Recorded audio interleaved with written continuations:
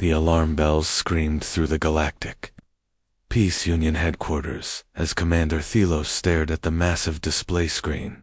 Another red dot had just vanished from the star map. The Kellian colony of New Haven, home to 12 million peaceful beings, was gone, completely consumed. That makes 17 worlds in 2 months, his aide whispered, her voice shaking.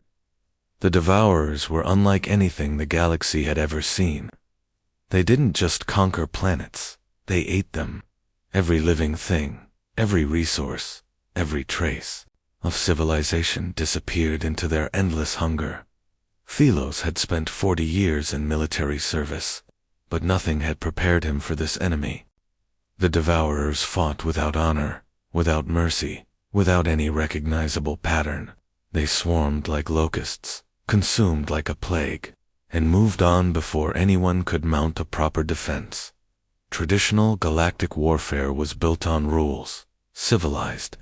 Species declared their intentions, fought in organized formations, and respected surrender. The Devourers did none of these things. They simply devoured. The emergency council meeting that followed was chaos. Representatives from dozens of species argued desperately about strategies that had already failed. Energy shields, the Devourers found ways through them. Diplomatic contact. They didn't communicate, they only consumed. Evacuation. There wasn't enough time or ships to save everyone. We need something different, Thelos finally said, his voice cutting through the panic. Something they won't expect. That's when Admiral Velkar mentioned the forbidden files. Deep in the classified archives sat a folder marked Species 2847C. Deathworld inhabitants, do not contact. For over 50 years, the Galactic Peace Union had monitored a small blue planet in a distant spiral arm. The beings there called it Earth. Earth was a nightmare world by galactic standards. Its surface was covered in massive oceans that could swallow continents during storms. The weather systems were violent beyond belief, creating winds that could level cities and temperature swings that would kill most galactic species instantly. The very ground shook regularly, splitting open to swallow entire regions. But the life forms that had evolved there were even more terrifying. The humans had survived by becoming the most adaptable, most stubborn, most ruthlessly creative species the galaxy had ever observed.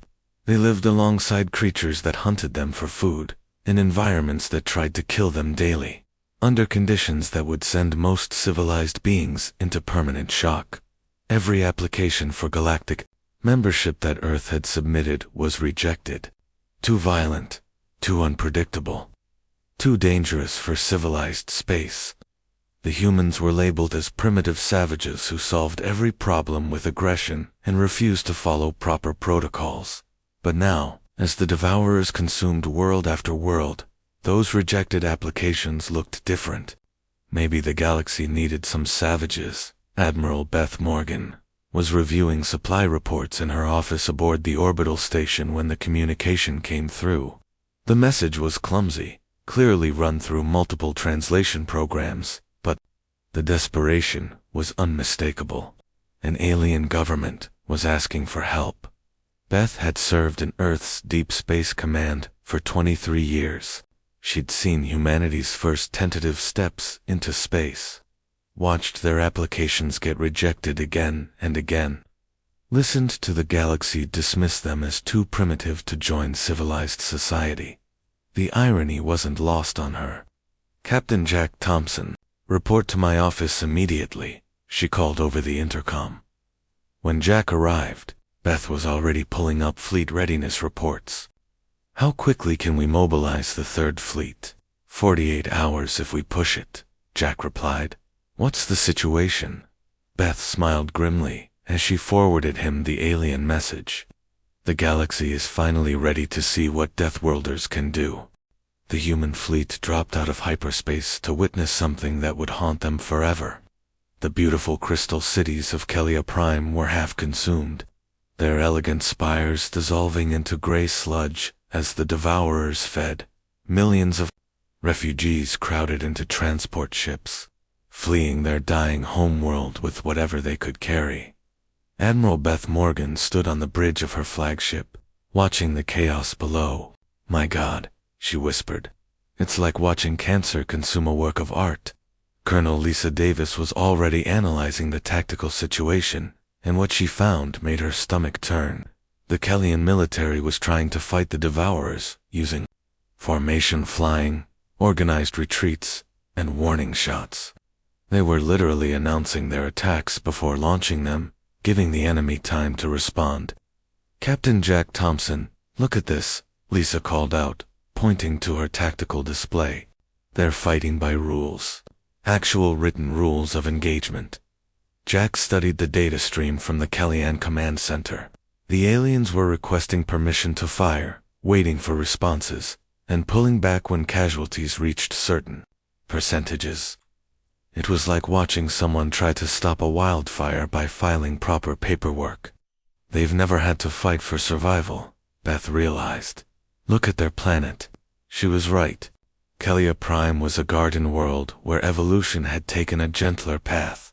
No ice ages, no meteor impacts, no apex predators. The most dangerous creature on their world was roughly equivalent to Earth's butterflies. Their idea of natural disaster was a mild thunderstorm.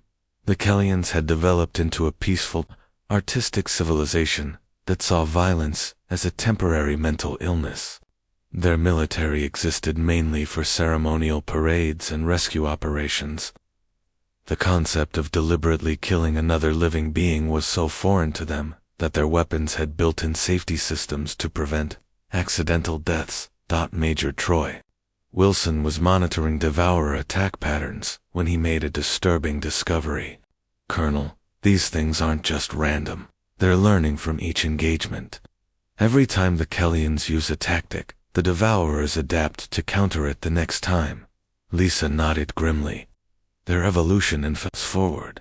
Pure survival instinct, with no conscience to slow them down."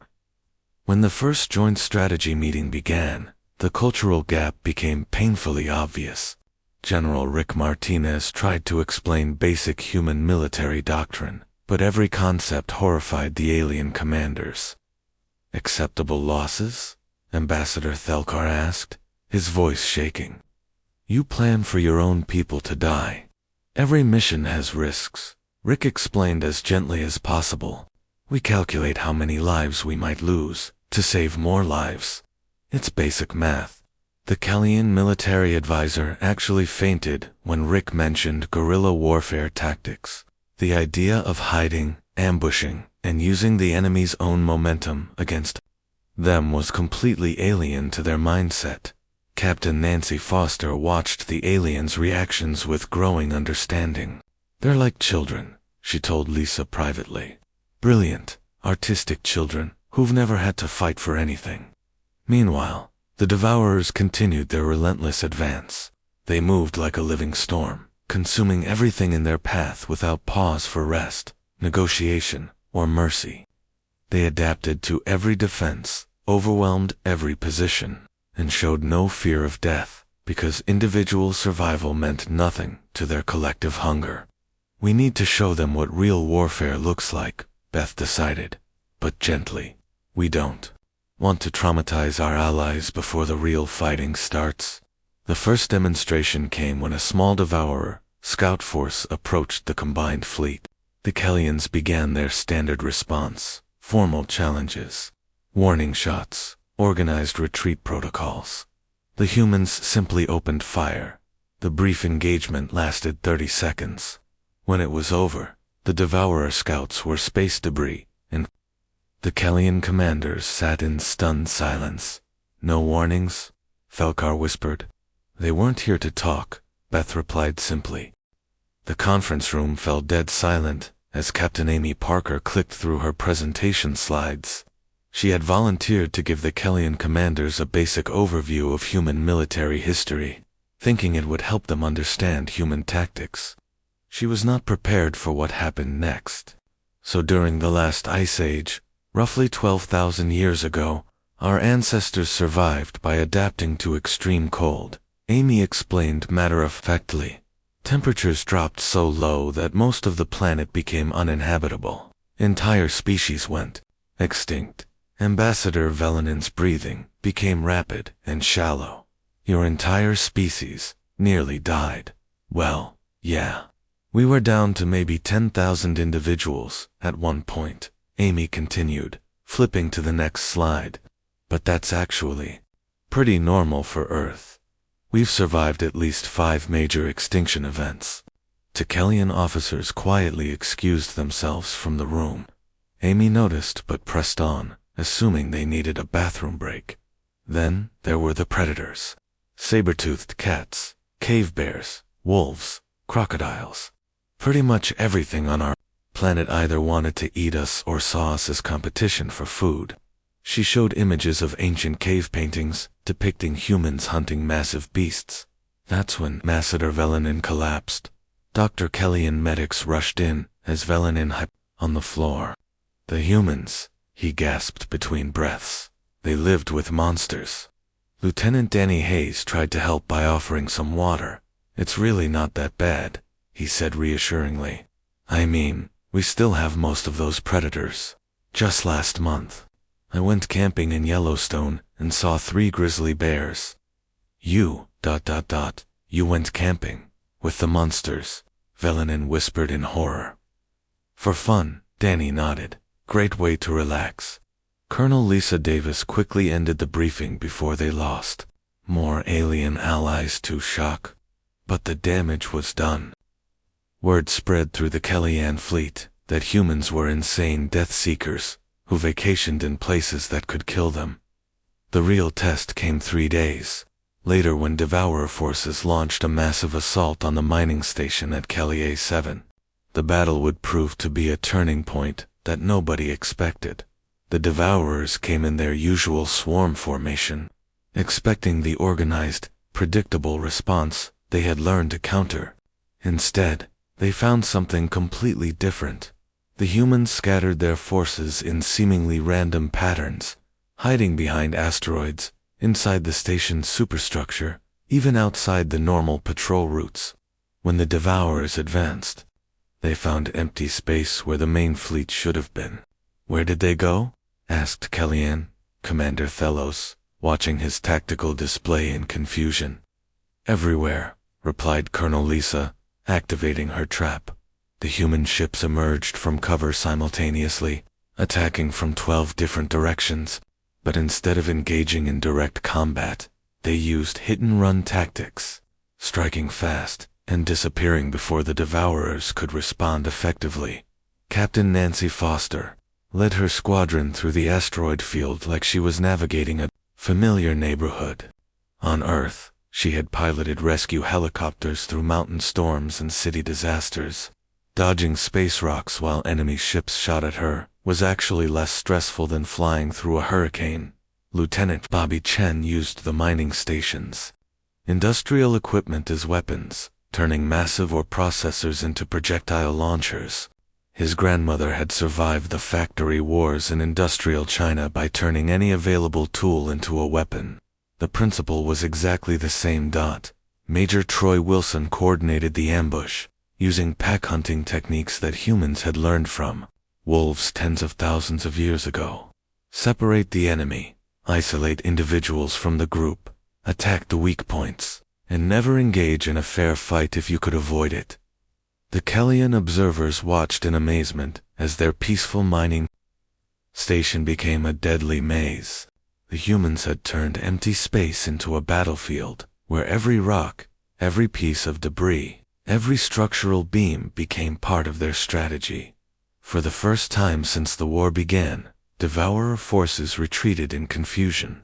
They had never faced an enemy that refused to fight by any recognizable rules. How did you know to do that? Valonin asked, after the battle. Amy smiled grimly. 10 million years of practice. The Devourer hive on Kalia 4 was a nightmare of twisted metal and organic growth. Massive tunnels carved through the planet's crust, like the burrows of some impossible insect. Most galactic species would have bombarded it from orbit and called it a day. But humans saw something different. They saw an opportunity. Sergeant Maria Gonzalez crouched at the tunnel entrance, studying the bioluminescent walls that pulsed with alien life. Her squad waited behind her, weapons ready, faces calm despite being about to enter what could only be described as the belly of the beast. "All right, listen up," Maria whispered to her team. "These tunnels are designed for devourers, not humans. That means we're smaller, faster, and way more flexible. We use that." Private Kevin Torres nodded, adjusting his gear. He'd grown up exploring the cave systems beneath the Appalachian Mountains, where one wrong turn could mean getting lost forever or falling into an underground river. This wasn't that different, except the caves could fight back. The squad moved through the tunnels like ghosts, where the Kellians would have advanced in formation with proper lighting and communication protocols. The humans melted into the shadows. They used hand signals learned from hunting deer in thick forests, moved with the silent footsteps of people who'd grown up sneaking past sleeping predators. Maria had spent her childhood in the Amazon rainforest, where her grandfather taught her that everything in nature could kill you, but everything could also be used to survive. The hive walls secreted a corrosive fluid that would eat through standard armor, but Maria's team collected it in improvised containers, instant acid weapons. "Contact ahead," whispered Corporal Jennifer Walsh, who had spotted 3 Devourer scouts, using techniques she'd learned tracking elk in Alaska. The creatures were massive, covered in chitinous armor, with claws that could tear through steel. Instead of engaging directly, Maria's squad did something no civilized species would consider. They collapsed part of the tunnel ceiling, trapping the scouts in a narrow passage. Then they used the Devourer's own acid secretions to weaken the walls, turning the tunnel into a death trap. The Kellian observers, watching through helmet cameras, were horrified. "They're destroying the structure," Ambassador Velenin gasped. "They could bring the whole hive down on themselves." "That's the point," Colonel Lisa Davis replied calmly. "If the structure becomes unstable, the Devourers have to focus on survival instead of fighting." Meanwhile, in space above the planet, Commander Dave Anderson was proving that humans had learned different lessons about warfare than the rest of the galaxy. His cruiser, the Chicago, had taken heavy damage from Devourer battleships, losing main engines and most of its weapon systems. Any other species would have retreated for repairs. Dave saw a kinetic weapon waiting to be used. "All hands, prepare for ramming speed," he announced over the ship's intercom. His crew didn't question the order. They'd all grown up with stories of kamikaze pilots, ship captains who went down with their vessels, and soldiers who threw themselves on grenades to save their friends. The Chicago smashed into the largest Devourer vessel like a guided missile. The impact sent both ships tumbling into the planet's gravity well, but not before Dave's crew evacuated in escape pods. Using the debris field as cover, Lieutenant Rachel Kim watched from her fighter cockpit as human tactics that would horrify civilized species proved devastatingly effective. Captain Bobby Foster was using his damaged destroyer as a battering ram, smashing through Devourer formations. Commander Janet Phillips had turned her cargo ship into a massive bomb, timing the explosion to maximum effect.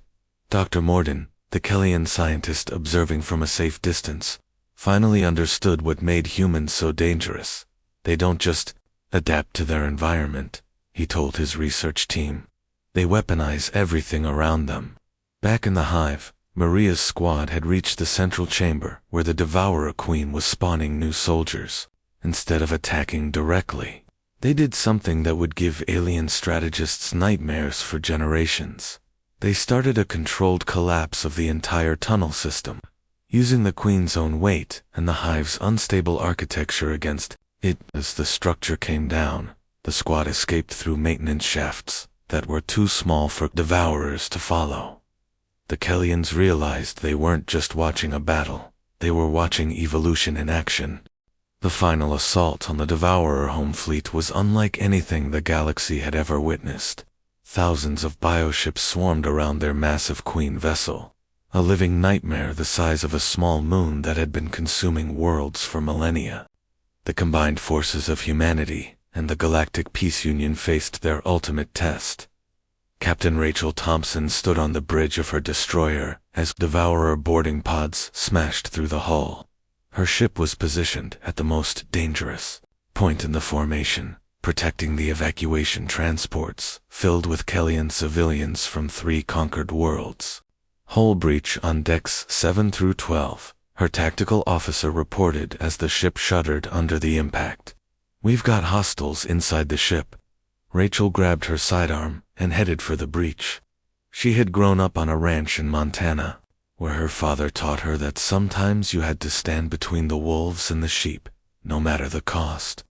Today, the wolves were alien monsters, but the principle remained the same.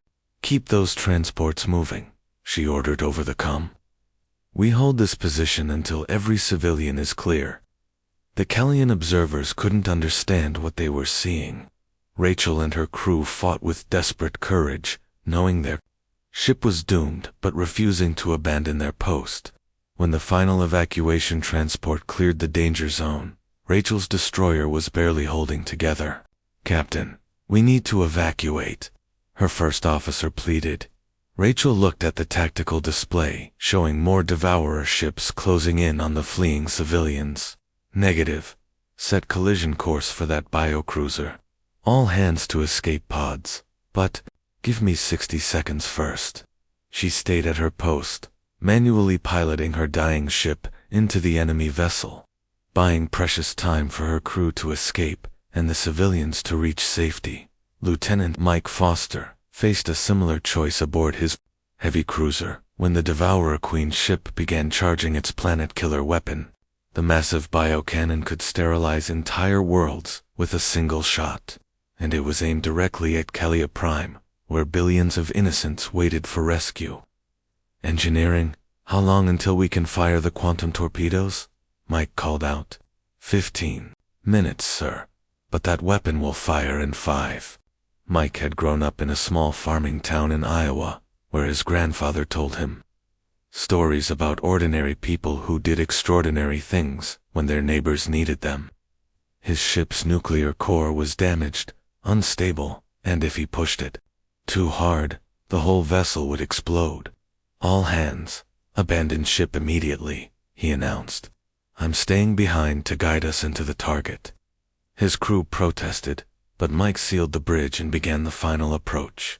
He flew his cruiser directly into the biocannon's charging chamber, and the resulting explosion tore a hole in the Queen ship's hull that would take hours to regenerate. Across the battlefield, similar acts of sacrifice played out. Commander Janet Phillips used her cargo ship as a shield to protect a medical vessel. Captain Bobby Chen stayed behind to coordinate the retreat while his ship burned around him. Lieutenant Danny Hayes manually operated damaged weapons systems until the very end. The Kellyan observers watched in horrified fascination as humans faced death not with panic or despair, but with the same calm determination they showed when dealing with any other obstacle. When the battle ended and the casualty reports came in, the aliens expected to see the survivors breaking down in grief. Instead, they found the humans conducting memorial services with quiet dignity, then immediately getting back to work. The dead were honored, mourned, and remembered, but life continued. There were still wounded to treat, ships to repair, and refugees to settle. "I don't understand," Ambassador Velenin said to Admiral Beth Morgan. "How can you be so calm? You lost so many people." Beth looked up from the casualty list she was reviewing, because that's what they died for, so the rest of us could keep going. Falling apart now would make their sacrifice meaningless. Dr. Morden was compiling his final report on human behavior when he made the observation that would change galactic policy forever. "They're not the monsters we thought they were," he told the emergency council session. "They're guardians. Their world made them strong so they could protect those who aren't." The vote was unanimous. Humanity was granted full membership in the Galactic Peace Union, with a special designation as protector species. When the galaxy faced threats too terrible for civilized species to handle, they would call upon the children of the Death World. Earth had finally found its place among the stars.